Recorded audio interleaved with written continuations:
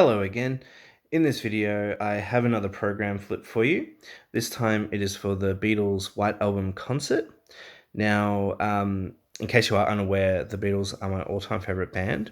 And in 2009, a group of Australian musicians did a tour playing the White Album concert in its entirety. So this included Chris Chaney from The Living End, Tim Rogers from UMI, Phil Jemison from Grinspoon, and Josh Pike. So let's get started. So there's the front cover there, the White Album concert, and it also says Tim Woods and Spiritworks present the White Album concert, and it says number 2009. That's because that was the year that the tour took place, and also as a reference because the early pressings of the record on vinyl were numbered. So just a little bit of a reference to that. Now over the page here, there's the band. So we've got Chris Chaney, Tim Rogers, Josh Pike, Phil Jamieson. And how this show would work was that they had a backing band, and then, as you can see here, they got the singers listed and what songs they sang. They would come out and sing each song. So they would take it in turns. Now, you will notice, if you're familiar with the White Album, that Revolution Number 9 is not listed. And if you've never heard Revolution Number 9, it's a song that consists of tape loops and sound effects and just noise, basically. So it's pretty much impossible to recreate live. But before playing Goodnight, Tim Rogers did say number 9 a bunch of times, because that's how the song starts, with a voice saying number 9, number 9, number 9. So here we go. So here's all the tour dates. That's the one I was at, Hamer Hall. I believe it was Saturday the 1st, because I remember it being a weekend. So yeah, there you go. They played all over Australia. Over the page we go. Now, this program does have a lot of writing, so I do apologize. I'm not going to read everything out to you. So if you have a look here, the year that was 1968. So just a little bit of, I guess, as you can see, a month by month. Just a little bit of a breakdown of, I guess, what was happening during the year. There's an apple for Beatles, the Yellow Submarine there. And then over the page, so we got a foreword by Glenn A. Baker, who's a Australian musicologist, and also Stuart Coupe. I have to admit, I don't know who that is. But he talks about how he's not a Beatles fan, but he likes the White Album. And then here is a Fender Stratocaster done by artist David Bowers. And as you can see here, there's a lot of references to the White Album. So we've got a Year Blues there, we've got a Piggies there. I think that's a monkey, for Everybody's Got Something to Hide Except for Me and My Monkey. Back in the USSR, Rocky Raccoon there. So that's pretty cool. I wonder where that guitar is now. Alright, now over the page. So there's the singers again. We got Chris Chaney, Tim Rogers, Josh Pike, and Phil Jemison. If I remember rightly, I think they actually did this tour again in 2018. I didn't actually go and see them then, but I did see them in 2009, which was great. And there's just gives us a little bit of background about the White Album, sort of where the Beatles were at that time.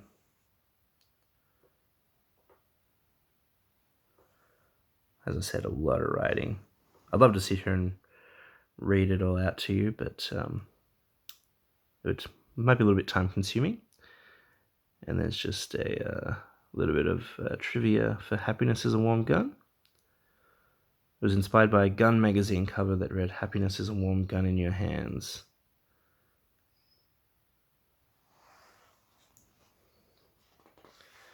All right, over the page.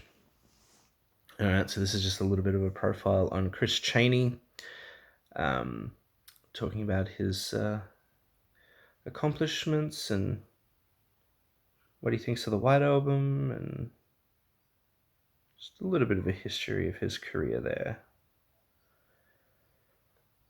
And then if you look here, there's a few Beatle references. Helter Skelter. There's a Rickenbacker guitar, similar to the one George played. And there's a photo here of the Maharishi with Sexy Sadie written over it. I believe that's a reference because a lot of the songs on the White Album were written while the Beatles were or in India, studying transcendental meditation with the Maharishi, and there was some things going on involving the Maharishi that I think John Lennon wasn't happy with, and he actually wrote a sort of an angry song called Maharishi, but he changed it to Sexy Sadie just to, I guess, avoid offending anybody. And there's a photo of Chris Chaney there. Then over the page, there's Phil Jamieson. And yeah, just a little bit of a profile on him. He,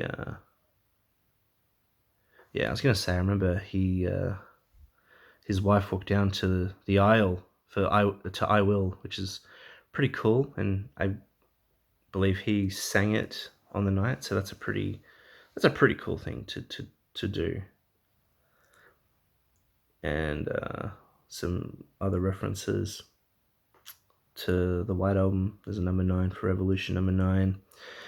There's Paul's Sheepdog Martha for Martha, my dear. And there's a Gideon's Bible there, which is referenced in Rocky Raccoon. Now here is the backing band. There's a lot of different styles on the White Album, so they needed a full backing band.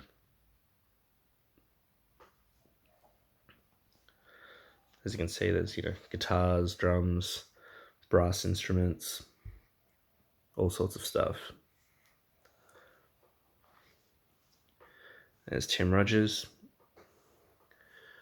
There's his profile over here. He confesses that Obladi Oblada is his least favorite song of the 60s, which is also funny because he sings it in the live show. And then over the page here, so we've got piggies there. We've got a gun there that says bang, bang, shoot, shoot, which is a reference to happiness is a warm gun. And then here is a picture of a woman, and it says, Dear Per. I imagine it would have said Prudence, but it cuts off.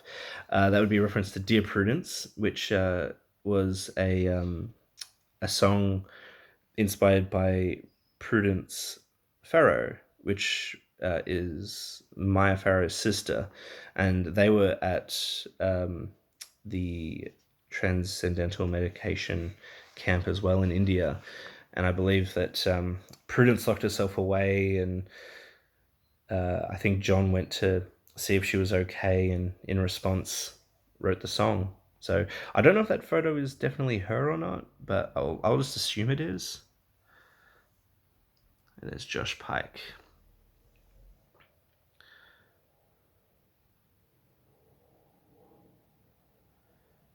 So just going through his accomplishments up until that time, and yeah, so there's a cake with a candle in it for birthday, a blackbird, and then there's a plane there for back in the USSR. And there's Josh Pike again. And over the page, so we've got musical director, vocal arranger there. And then here's all the different musicians. We've got a couple of drummers, a couple of guitar players, keyboard player, bass player. And then along the bottom here, we've got some little facts about the White Album. So we've got a picture of Yoko Ono, and it says she made her first appearance on the White Album doing backup vocals on Birthday, along with Patty Harrison and Linda Eastman. Savoy Truffle was written by George Harrison as a tribute to his friend Eric Clapton's chocolate addiction. The song Helter Skelter is considered to have been a major influence on the development of heavy metal as a genre. And over here, Don't Pass Me By, Ringo Starr's first solo composition, became a #1 hit in Sweden. So there you go. And then over the page here, we got more musicians, backing vocalists, trombone, trumpet, penny whistle, violin, another violin. Then we got strings and brass players, differing depending on which state they were playing in. And then down here we got Glass Onion, was written to confuse Beatles fans that were insistent on reading too much into the Beatles lyrics, which, yeah, is true. And then up the top here we got a little bit of trivia for back in the USSR. Members of the Beach Boys were, with the Maharishi as well. So yeah, it was a little bit of a reference to Beach Boys sort of style of songs like California Girls, and also Chuck Berry's Back in the USA.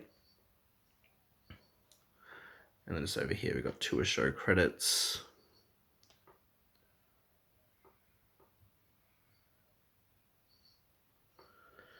Then we just got a little bit more facts there. So written by Paul McCartney, Mother Nature's Son was inspired by Nat King Cole's Nature Boy. Although completed in just 2 days, it took the Beatles 67 takes to get the song I Will right. The original track for Rocky Raccoon was Rocky Sassoon. It was later changed by McCartney to make the main character sound more like a cowboy. And then over the page, venue credits. So there's the one that I went to there, the Arts Centre.